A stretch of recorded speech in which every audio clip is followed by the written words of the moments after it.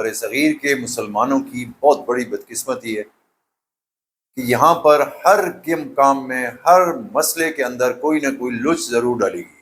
Non Muslims ہے جو ہم لوگ ہیں، وہ کتنے کنفیوز ہیں کہ یار کون ٹھیک بول رہا ہے، مطلب سچا کون ہے اور کون جھوٹا ہے، کس طرف کو ہم جائیں۔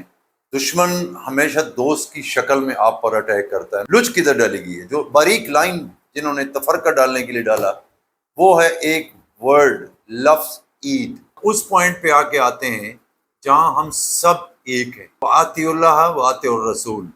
تو پھر آپ کا جو عقیدہ ہے یا آپ کا جو کنسپٹ ہے، آپ نے اس کو اتنا ہارڈ لائن کیوں دے دی ہے؟ کل صبح فجر کی نماز سے لے کر آج تک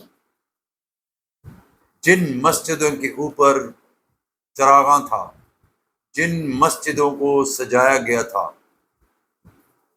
کیا ان مسجدوں میں تمام صفیں فجر کی نماز سے لے کر عشاء کی نماز تک پوری تھی؟ نبی کریم صلی اللہ علیہ وآلہ وسلم کا فرمان ہے کہ نماز میری آنکھوں کی ٹھنڈک ہے۔ ہم ایک ایونٹ کی بیس کے اوپر تو فتوی بھی لگا دیتے ہیں، جن عمارتوں کے اوپر چراغاں تھا، بڑی عمارتیں حلال کی روزی سے بنی ہوئی ہیں۔ سود ہم نے چھوڑ دیا؟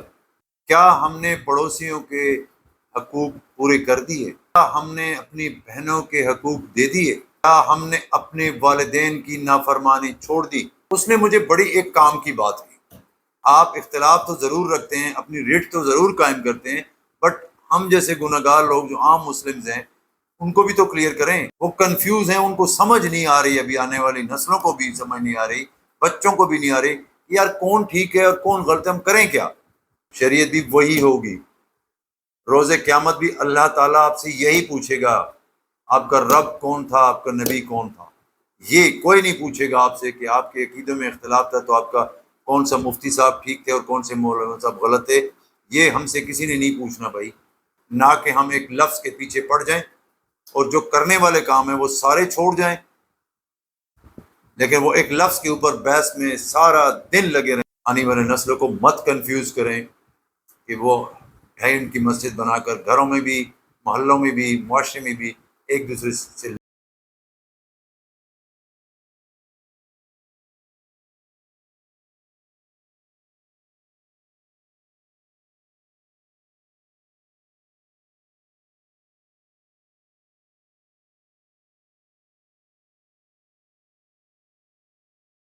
الرحمن الرحیم، السلام علیکم، میں ہوں جمال خٹک، اپنے ڈیجیٹل پلیٹ فارم پر آپ کو خوش آمدید۔ دوستو، اگر آپ بحیثیت مسلمان اور ٹھنڈے دماغ سے سوچیں نا، تو بر صغیر کے مسلمانوں کی بہت بڑی بدقسمتی ہے کہ یہاں پر ہر کام میں، ہر مسئلے کے اندر کوئی نہ کوئی لچ ضرور ڈالی گئی، چاہے وہ مذہبی ہو چاہے وہ سیاسی ہو۔ کل 12 ربیع الاول عقیدت و احترام سے منایا گیا اور پوری امت مسلمہ میں جو ہے نا وہ مذہبی عقیدت اور احترام سے جشن منایا گیا۔ پاکستان میں بھی چھٹی تھی اور بھرپور طریقے سے جلسے، جلوس، نعت خوان، محفلیں جو ہے نا وہ منعقد ہوئیں، اور اس کے بعد رات تک لوگوں نے، عاشقان رسول نے نبی کریم صلی اللہ علیہ وآلہ وسلم کی یاد میں بھرپور طریقے سے اپنے عقیدت و احترام سے یہ جشن منایا۔ اب دوستو، میں نے جو آغاز میں بات کی کہ بر صغیر کے مسلمانوں میں نا لچ کیوں ڈالی گئی، ہر جگہ کے اوپر، چاہے وہ پولیٹیکل ہو یا ریلیجس ہو، وہاں پہ ڈیوائڈ اینڈ رول کو ضرور انٹروڈیوس کیا گیا ہے اور بھرپور طریقے سے امپلیمنٹ کیا جا رہا ہے۔ اب عید میلاد النبی کے اوپر بھی دو موقف ہیں، اس میں بھی دو گروپس ہیں۔ میں آپ کو دونوں گروپس کے جو عقائد ہیں نا وہ سامنے رکھتا ہوں۔ ہم مسلمانوں کو، ایک عام مسلمان کو کتنا کنفیوز کر کے رکھ دیا ہے ان علماء کرام نے، اور ہر مسلمان جو عام کامن مسلمز ہے، جو ہم لوگ ہیں، وہ کتنے کنفیوز ہیں کہ یار کون ٹھیک بول رہا ہے، مطلب سچا کون ہے اور کون جھوٹا ہے، کس طرف کو ہم جائیں۔ آئیے میں آپ کے سامنے دونوں عقائد رکھتا ہوں۔ دوستو، پہلا موقف کیا ہے؟ میلاد کو عید کہنا۔ قرآن میں اللہ تعالیٰ نے فرمایا ہے، قل بفضل اللہ وبرحمتہ فبذلک فلیفرحوا، سورہ یونس کی 58 نمبر آیت ہے۔ مفسرین نے یہ کہا ہے کہ اللہ کا سب سے بڑا فضل اور رحمت نبی کریم صلی اللہ علیہ وسلم کی ذات ہے، قرآن میں ایک اور مقام پر بھی فرمایا گیا ہے کہ وما ارسلناک الا رحمۃ للعالمین، سورہ انبیاء کی 107 نمبر آیت ہے۔ صحیح مسلم میں آتا ہے کہ نبی کریم صلی اللہ علیہ وسلم نے پیر کے دن روزہ رکھا اور فرمایا یہ وہ دن ہے جس دن میں پیدا ہوا۔ یہ مسلم کی 1162 نمبر حدیث ہے۔ یعنی آپ صلی اللہ علیہ وآلہ وسلم نے اپنی ولادت کو یاد رکھا اور شکر ادا کیا۔ امام سیوطی اور ابن حجر جیسے علماء نے میلاد پر خوشی منانے کو جائز بلکہ باعث ثواب کہا ہے۔ اب اس موقف کے مطابق چونکہ یہ دن سب دنوں سے افضل ہے، اس کو عید کہنا محبت اور عشق رسول صلی اللہ علیہ وسلم کا تقاضا ہے۔ اب دوسرا موقف کیا کہتے ہیں؟ دوسرا موقف کہتے ہیں کہ اسلام میں صرف دو عیدیں ہیں۔ صحیح احادیث میں نبی کریم صلی اللہ علیہ وسلم نے فرمایا اللہ نے تمہیں دو عیدیں عطا کی ہیں، عید الفطر اور عید الاضحیٰ۔ یہ ابو داؤد کی 1134 حدیث ہے۔ نبی کریم صلی اللہ علیہ وسلم نے فرمایا اپنی ولادت کے دن روزہ رکھا مگر کہیں بھی اسے عید قرار نہیں دیا۔ یہ مسلم کی 1162 کی حدیث ہے۔ صحابہ کرام رضی اللہ تعالیٰ اجمعین اور اہل بیت رضی اللہ تعالیٰ عنہ کی زندگیاں اس بات کی گواہی ہیں کہ انہوں نے نبی کریم صلی اللہ علیہ وسلم کی یوم ولادت کو عید نہیں بنایا۔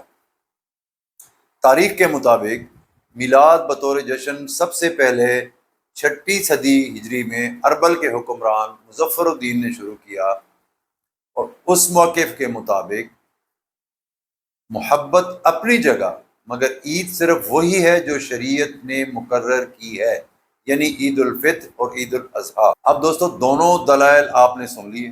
ایک طرف وہ لوگ ہیں جو میلاد کو سب سے بڑی خوشی اور عید سمجھتے ہیں، اور دوسری طرف وہ جو کہتے ہیں کہ عید صرف دو ہیں اور باقی سب یوم شکر یا یادگار کے دن ہو سکتے ہیں مگر عید نہیں ہے۔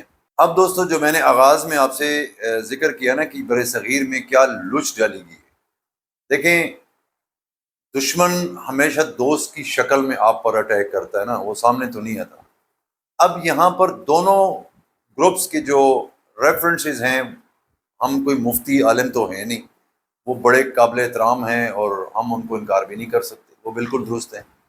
لچ کدھر ڈالی گئی ہے؟ جو باریک لائن جنہوں نے تفرقہ ڈالنے کے لیے ڈالا وہ ہے ایک ورڈ، لفظ عید۔ عید میلاد اور عید الفطر اور عید الاضحیٰ، یہاں پر جو ہے نا ڈال دیے گئے لچ۔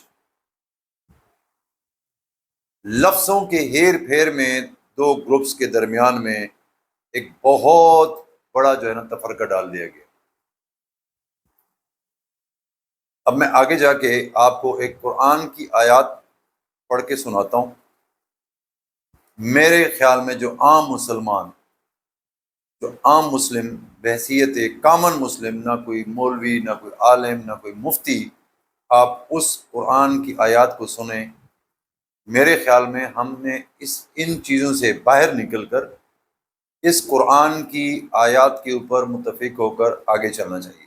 دوستو اللہ تبارک و تعالیٰ نے قرآن کریم میں سورہ آل عمران کے آیت نمبر 64 میں یہ فرمایا ہے، جس کا اردو ترجمہ یہ ہے، کہہ دیجئے اہل کتاب آؤ ایک ایسی بات کی طرف جو ہمارے اور تمہارے درمیان یکساں ہے، یہ کہ ہم اللہ کے سوا کسی کی عبادت نہ کریں اور اس کے ساتھ کسی کو شریک نہ ٹھہرائیں، اور ہم میں سے کوئی ایک دوسرے کو اللہ کے سوا رب نہ بنائے۔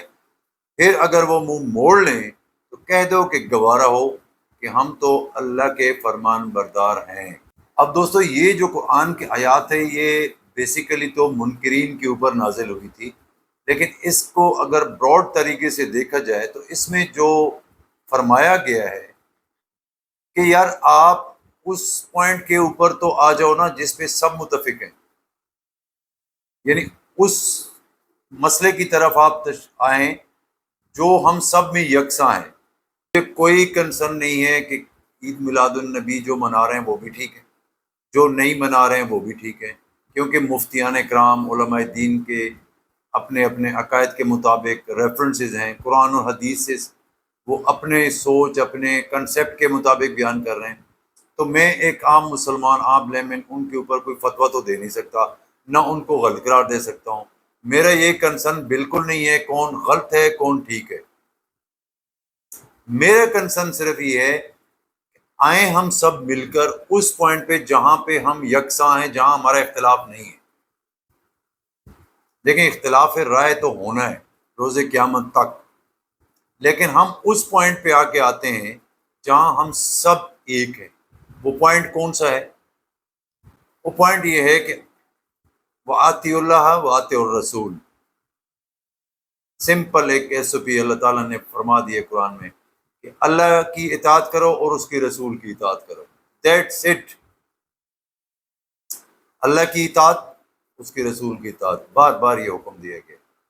اب مجھے ایک بات بتائیں کہ جو علماء اکرام، جو علماء دین، جو لوگ اس چیز پہ زور دیتے ہیں عید میلاد النبی منانا جو ہے نا وہ درست ہے، اور جو نہیں مناتے بقول ان کے، وہ ان کا نبی سے عشق ہی نہیں ہے، وہ نبی کریم صلی اللہ علیہ وسلم کو مانتے ہی نہیں ہیں۔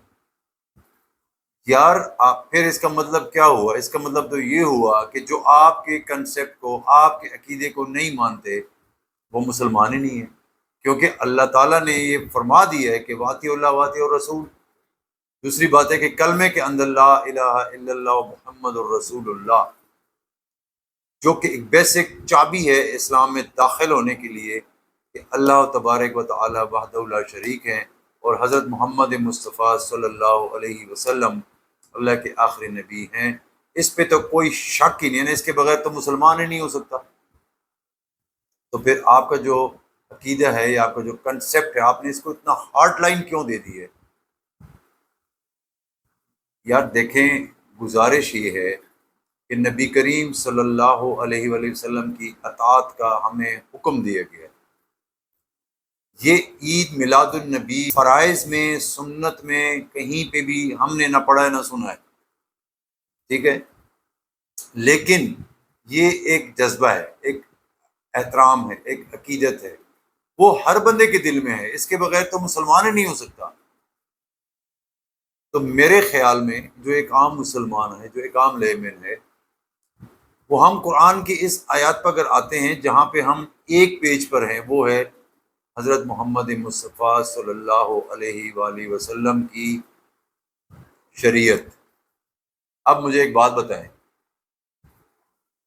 ہم خود انالائز کرتے ہیں نا، ہم فتووں میں نہیں پڑھتے، ہم فقہ کے مسائل میں نہیں پڑھتے، ہر کہ عام گناہ گار سے لوگ ہیں، اللہ تعالیٰ ہمیں معاف فرما دے۔ کل عید میلاد النبی بڑے جوش و جذبے اور احترام کے ساتھ منائے گی، الحمدللہ، بہت اچھی بات ہے۔ لیکن میرا سوال ہم سب سے ہے، مجھ سمیت، کل صبح فجر کی نماز سے لے کر آج تک جن مسجدوں کے اوپر چراغاں تھا، جن مسجدوں کو سجایا گیا تھا، کیا ان مسجدوں میں تمام صفیں فجر کی نماز سے لے کر عشاء کی نماز تک پوری تھی؟ نبی کریم صلی اللہ علیہ وآلہ وسلم کا فرمان ہے کہ نماز میری آنکھوں کی ٹھنڈک ہے۔ کتنی مسجدیں آپ کی بھری ہوئی تھیں؟ آج صبح فجر میں کتنے نمازی تھے آپ کے اپنے علاقے کی مسجدوں میں؟ میرا مجھ سمیت سب سے سوال ہے نا، ہم عاشق رسول ہیں نا، اپنے آپ کو سمجھتے ہیں، ہم ایک ایونٹ کی بیس کے اوپر تو فتوے بھی لگا دیتے ہیں، لیکن ہم اپنی گریبانوں میں دیکھیں کہ نبی کریم صلی اللہ علیہ وسلم کی آنکھوں کی ٹھنڈک نماز ہے۔ کتنی ٹھنڈک ہم نے ان کی آنکھوں کو پہنچائی ہے کل سے لے کر آج تک، پچھلی اگلی چھوڑ دیں۔ جن عمارتوں کے اوپر چراغاں تھا، بڑی بڑی عمارتوں کے اوپر چراغاں تھا پورے ملک میں، پوری دنیا میں، کیا وہ عمارتیں حلال کی روزی سے بنی ہوئی ہیں؟ جو ہم اپنے آپ کو عاشق رسول سمجھتے ہیں، کیا وہ سود ہم نے چھوڑ دیا؟ نبی کریم صلی اللہ علیہ وآلہ وسلم نے تو آخری خطبہ میں فرما دیا تھا کہ سود رب سے اعلان جنگ ہے۔ کیا ہم نے چھوڑ دیا؟ کیا ہم نے پڑوسیوں کے حقوق پورے کر دیے؟ کیا ہم نے اپنی بہنوں کے حقوق دے دیے؟ کیا ہم نے جھوٹ بولنا چھوڑ دیا؟ کیا ہم نے اپنے والدین کی نافرمانی چھوڑ دی؟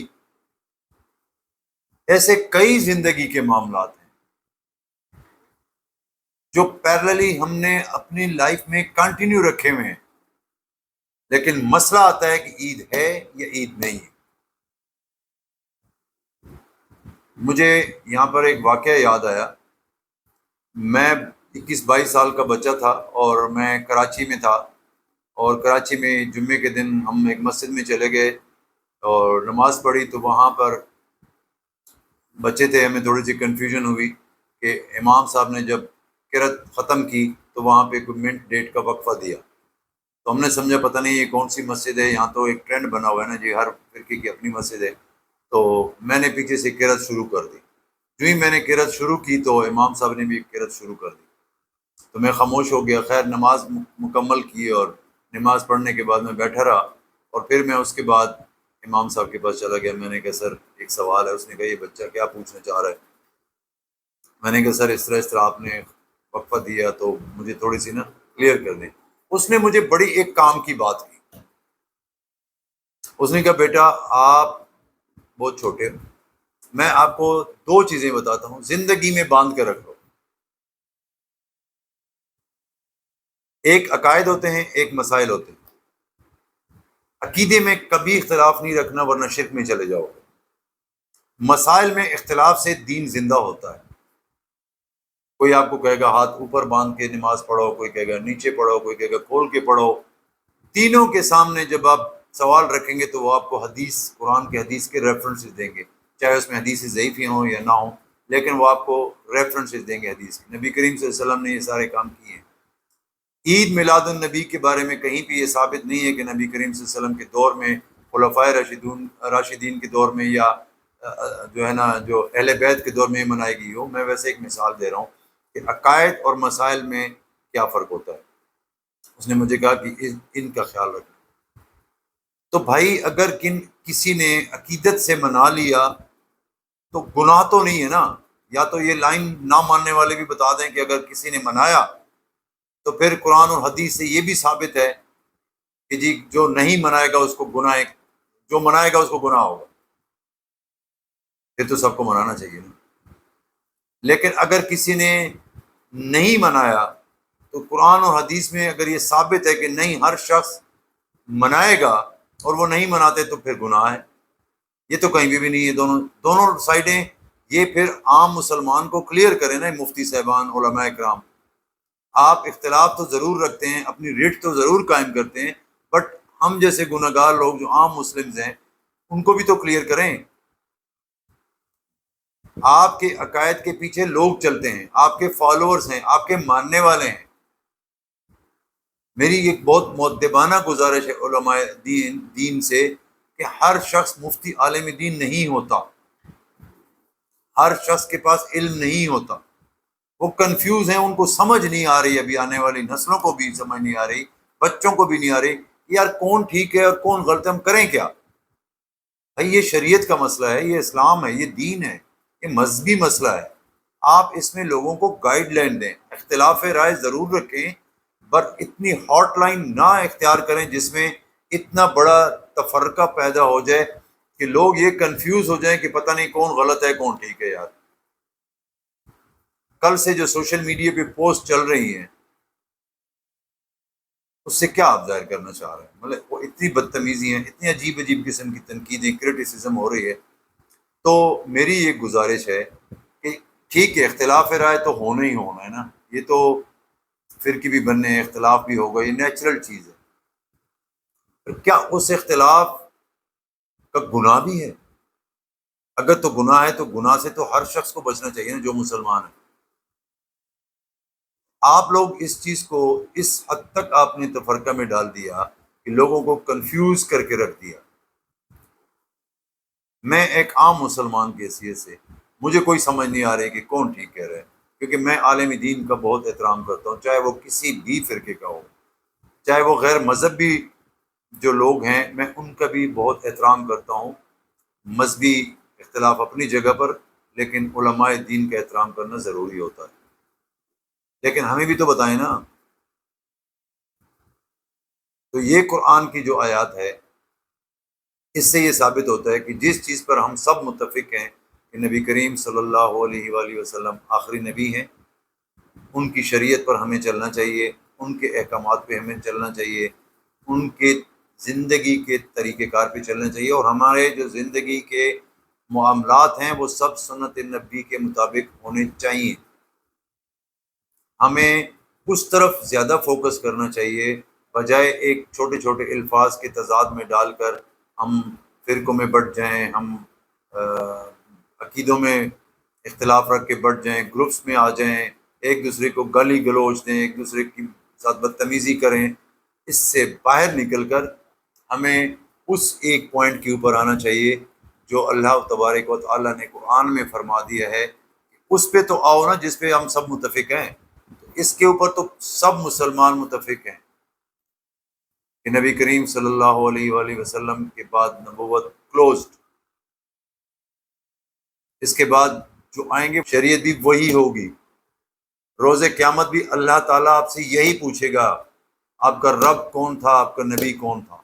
یہ کوئی نہیں پوچھے گا آپ سے کہ آپ کے عقیدوں میں اختلاف تھا تو آپ کا کون سا مفتی صاحب ٹھیک تھے اور کون سے مولانا صاحب غلط تھے، یہ ہم سے کسی نے نہیں پوچھنا بھائی۔ تو براہ مہربانی مائنر ایشوز کو اتنا بڑا ایشو بنا کر گروپس کی شکل میں، اختلافات کی شکل میں نہیں بٹنا چاہیے۔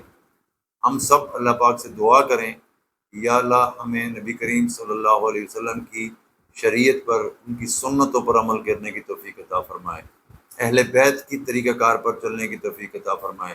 صحابہ کرام ہمارے سامنے ستاروں کی مانند ہیں، یہ نبی کریم صلی اللہ علیہ وسلم کا فرمان ہے، ہمیں ان کی طریقوں پر چلنے کی توفیق عطا فرمائے، نہ کہ ہم ایک لفظ کے پیچھے پڑ جائیں اور جو کرنے والے کام ہیں وہ سارے چھوڑ جائیں، لیکن وہ ایک لفظ کے اوپر بحث میں سارا دن لگے رہیں۔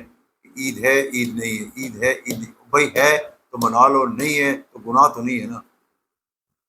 اس لیے میری ایک عام ایز اے کامن مسلم کی حیثیت سے میری یہ علماء کرام سے بھی گزارش ہے کہ آپ لوگ اپنی ریٹ کو قائم کرنے کے چکر میں عوام کو مت بانٹیں، آنے والے نسلوں کو مت کنفیوز کریں کہ وہ ہے ان کی مسجد بنا کر گھروں میں بھی، محلوں میں بھی، معاشرے میں بھی ایک دوسرے سے لڑتے رہیں۔ آپ لوگوں کے اوپر فرض ہے کہ امت کو متحد رکھیں، اختلاف ضرور رکھیں بٹ وہ پازیٹیو چیزیں بتائیں لوگوں کو، تاکہ لوگوں میں انتشار نہ پھیلے، لوگ دین کی طرف چلیں، دین پر عمل کرنے کے لیے جو ہے نا لوگوں کو موٹیویٹ کریں، پریکٹیکلی کریں، ایک عمل بھی اگر کریں لیکن کم از کم سنت کے مطابق کریں۔ اس چیز کے اوپر علماء کا فرض ہے کہ وہ لوگوں کو موٹیویٹ کریں۔ آپ لوگ اپنے اپنے منبر پر بیٹھ کر وہ الفاظ بولتے ہیں کہ لوگ سن کے جو ہے نا حیران رہ جاتے ہیں کہ یار اب اس کو کیا بولیں، یہ انتشار نہیں ہے تو کیا ہے۔ ہم سب بہت مشکل ترین دور میں سے گزر رہے ہیں، اس لیے اللہ تعالیٰ سے دعا ہے کہ اللہ پاک ہم سب کو نبی کریم صلی اللہ علیہ وسلم کی سنتوں پر چلنے کی توفیق عطا فرمائے۔ جزاک اللہ۔